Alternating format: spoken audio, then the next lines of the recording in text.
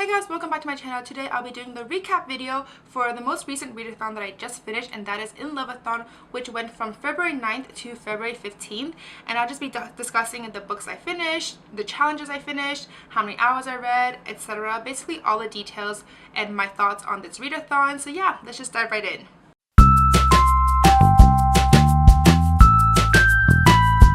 So just before I start with all the statistics and the books and challenges I finished, I just wanted to discuss a little bit how I felt about this readathon and my personal input. And this is just my own personal opinion. It doesn't mean anything else. It's just what I personally thought about this readathon and my overall experience with it. So I've only done two readathons, the 24 and 48, which I will link the video above in case you're interested in checking it out. And this one, which is the InLoveAthon, and this is the first time where it's like a week long. The other one was just for 48 hours. And for me, the first one had a huge number of people participating. I think it was like 1,500 or so. I don't exactly know the number. It's on their website, I believe. And so whenever I was on Twitter refreshing it just to see what everyone was up to, it was always a ton of people interacting with each other. There was a sense of community and just trying to, encourage each other to read some more and, keep on going. And for this one, I don't know how many people participated, but I can tell that there was not that sense of community. In terms of like the blog hosts, I think there were like 5 or 6 of them. Kudos to them because they were always, liking and retweeting and commenting. So they were the ones who were really holding this readathon together and adding that sense of community. Everyone else though, I didn't really see that many in terms of interaction with various, with other people. But I mean, that's just my own opinion. I also wasn't on Twitter all the time. Plus, this readathon, I was gone for like a few days. I was out of town and I was sick for a day or two. So it was just, I also didn't really accomplish as much as I would have liked. And so anyways, going back to Twitter. So the one thing I noticed most about Twitter was the fact that, so on their Twitter page, they had a banner up saying, or an image up saying, like, these are the Twitter sprints, and they were about like 4 or 5 a day, and they would run for like 2 or 3 hours each. So my initial thought, or at least my first impression, was that these Twitter sprints were going to last for the entire 2 to 3 hours. What I didn't realize was that these 2 to 3 hours were broken down into tiny increments of maybe 10 minutes to maximum like 30 minutes, at least from what I remembered. And so you always had to be on Twitter during that time to really catch on to these Twitter sprints and participate, because if you missed it, then when you go back on, you just like, oh wait, I just missed a bunch of Twitter sprints, and you couldn't really participate. You just have to read on your own time. And for me, that's fine, like whatever, I can read by myself, it's not a big deal. But it would have been nice to join in on more Twitter sprints with everyone.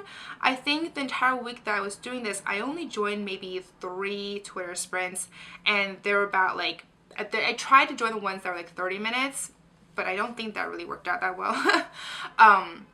Because I noticed that there was no announcement. There would be like an announcement like maybe 5 to 10 minutes prior to a Twitter sprint, and it would be at any various time. It would be like, starting from the 20 mark, or like the 40 mark, or the 45-minute mark, etc. And then it would be like, okay, we'll read for 15 minutes and go.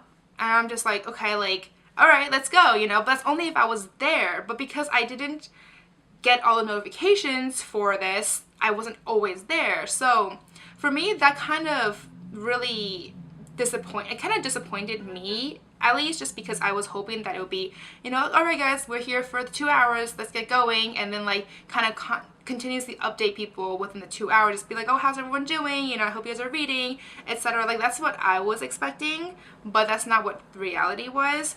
But I mean, regardless though, it was a fun experience. It's just not what I was expecting overall.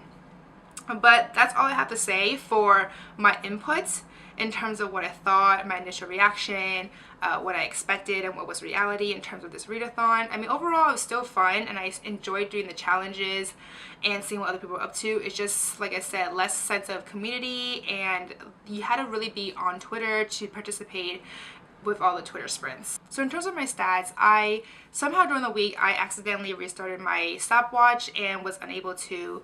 I definitely lost, I feel like I lost some time there, but from what I remember, I read about like 16-ish hours. So I'm going to estimate like 15 to 17 hours.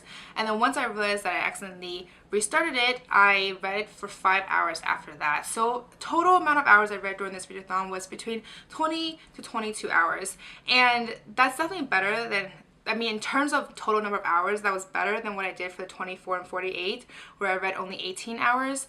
But that was also the course of 2 days, like the weekend, and this was over the course of a whole week. So I definitely was more proactive and productive during the weekend as opposed to this week. But that's, in terms of the number of hours, it was between 20 to 22. So anyways, the amount of books that I actually finished during this readathon challenge was 4 books total, with 3 of them being on my original TBR list. So what actually happened was that when I first started readathon, I was actually halfway through an audiobook, and I was debating, I had about 5 hours left, and I was debating if I should just finish it or if I should just go on to the audiobooks that I had picked out for this readathon, which is the Lunar Chronicles series.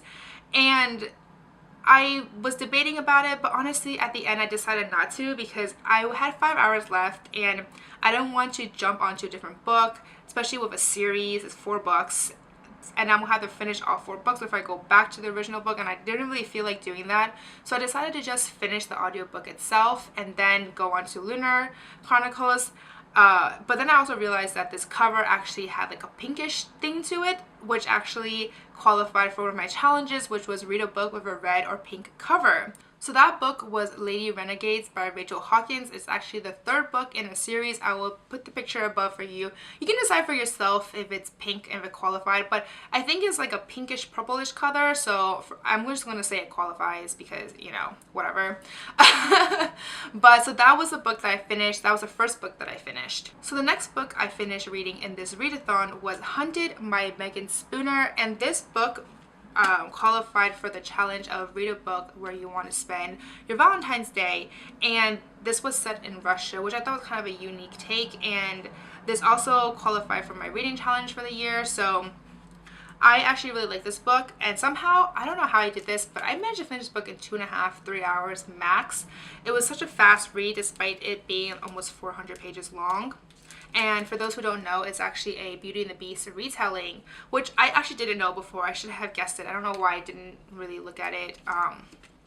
But so it was good. I liked it. I'll have a more intense full-length review on my blog if you want to go check that out later. And then the 3rd book that I finished was actually, by this point when I finished the 3rd and 4th book, it was the last day. I was like, I have to finish at least 2 more books. I'm almost done. I literally was like 90% done according to my Kindle, and I only had like 2 hours left on my audiobook. So I was like, I can just, you know, definitely read it within this day, like it's not a big deal. So the 3rd book that I finished is They Both Die at the End by Adam Severa, and I really like this book. This qualified for the challenge Read an LGBTQ love story, and for some reason when I first started it, I was really worried that it wasn't a romance book at all. I don't know why I was so worried. I think I was on Goodreads and I was looking through the tags, the genres, and it didn't say romance. So I was just like, oh my goodness, is it not romance? And I was trying to Google a bunch of things, trying to see, is this actually a love story? I hope it qualifies, because if it's not, I feel ridiculous for picking this book. but then like obviously it was, so like whatever. I basically started this book when the readathon started, so on Friday, and I basically finished it when it ended, which is on Thursday. So it took me the entire week. It's not that it was a slow book or anything, but I just had a lot of things to do, so I wasn't able to read it as quickly as I had hoped. But overall, I liked it. I thought it was a good book, and it was very interesting, a very unique take. So basically the book follows a story about 2 guys who got this death call around midnight, and who they were told that they only have about 24 hours left to live. So now they have to figure out what to do with that 1 day left, and this book just goes along the story of how they spend this day, how they meet, and what happens after, and what happens at the end. And it's a book where you already know the ending. I mean, they both die at the end. It's kind of clear from the start, but it just talks about the journey of how they get there and what happens between these 2 individual lives. And honestly, I thought this book was great. I will do a review on my blog for this book, but I like the book overall. So the last book I finished was actually, I'm really glad I finished this one. This was like the most important one for me because until then, I only finished like 3 reading challenges, which was, you know, read a love story, LGBT love story, read a book with like a red pink cover, and read a book that's set in a location where you want your Valentine's Day to be, etc. So I only did 3 challenges. So this last book I picked, I'm so glad I picked this book. It somehow managed to fit 3 challenges. And that is Cinder by Marissa Meyer. I finally finished the first book and I really liked it. And this happened to complete the challenge for read a book about a prince or princess because of Prince Kai, read a book by your favorite romance novel, which is Marissa Meyer, and the last one, which actually I could have done for any of the book, but I kept it to the last one, and that was read a book while eating Valentine's Day treats. So overall, out of the 7 challenges that I'm supposed to do, I only did 6, but I mean, for me, that's good enough. So I really like this book. I didn't realize until I got to the second book that each book of the 4 books in the series kind of is a retelling of a different fairy tale. I thought the whole series was going to be about Cinderella and like a retelling of Cinderella itself. What I didn't realize that, I mean, the second book, from what I can tell already, is going to be about Little Red Riding Hood. The third one, I think, is going to be about Sleeping Beauty. Oh no, Rapunzel. The third one's going to be about Rapunzel. The fourth one, I don't remember. I forgot what the synopsis was about again, but it's probably going to be another fairy tale, which I think just the fact that I am aware of this now, I'm like blown away because somehow she's managed to find 4 fairy tales, retell it into one book, like one series. I think that's like really, I'm like really impressed with her capabilities on this fact. But right now I really like it. I can see what the hype is about because so far I really enjoyed Cinder, and I'm on, what's the second, what book am I reading? Scarlet right now. I'm on Scarlet right now, which I really like. I'm only like 2 hours in. It's an audiobook. But yeah, so that's basically all I did for this readathon. I read about 20 to 22 hours, finished 4 books total. Only 3 of them was on my TBR list. And before I forget, Wicked Like a Wildfire. Okay, so this book, I actually started this book on Tuesday, I want to say. And oh my goodness.